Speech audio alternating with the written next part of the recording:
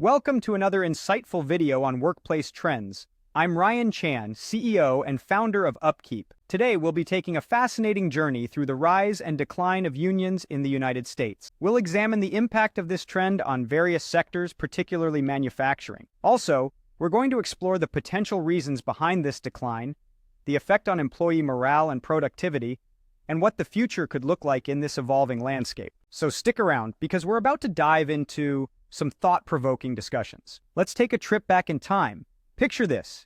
It's the 1970s, and about 17 million workers in the United States belong to a union. Fast forward to 2002, and that number has dropped to nearly half. Now, in 2022, union election petitions are on the rise, but overall, union membership continues to decline. This trend is particularly evident in the manufacturing sector, where union membership hit a record low of 7.7% in 2021. So what's going on here? Why has unionization, which was originally focused on improving workplace safety, been on such a steady decline? Well, some argue that unions started to take advantage of their positions and stopped representing the desires of their members. In some cases, inefficient programs had to be implemented to satisfy union requests and end strikes, which were often costly and lasted an average of 46 days. Nowadays, very few new companies have unions. In fact, an article in The Hill suggests that unionized companies experience reductions in product quality and face a higher likelihood of going out of business. This is because unionization tends to level the playing field across a business, securing a higher minimum wage for the lowest performers,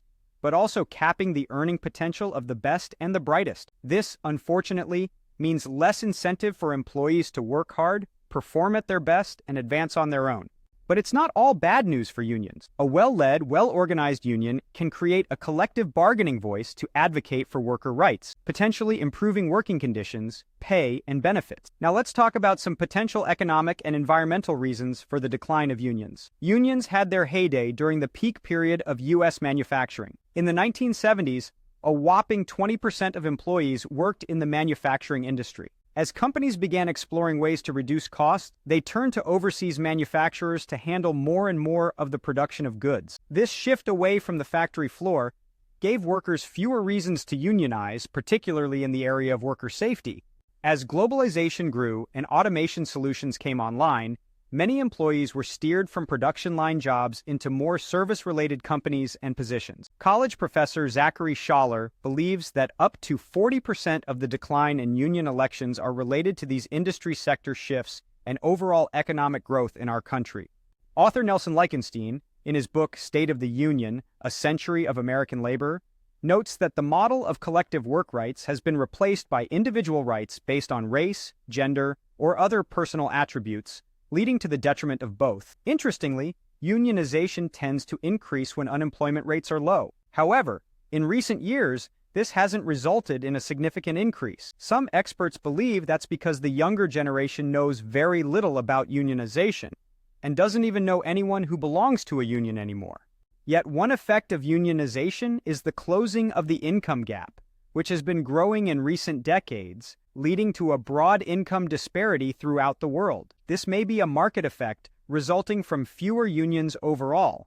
So, what does the future hold? Technological advances in artificial intelligence and machine learning are already having a significant impact on the industry, challenging both management and technicians to change the way they think about production, downtime, efficiency, and asset management. While unionization tends to work to protect existing human jobs, the role of AI will be to create new positions requiring higher skill levels and different levels of expertise. This brings us to some important questions. Will we see a true resurgence of unions in this technological age? Would that be good for businesses and employees? Will unions protect wages and employee job security? Or would they stifle innovation and limit the potential of the best performers? These are questions we all need to think about as we navigate the future of work in the manufacturing industry.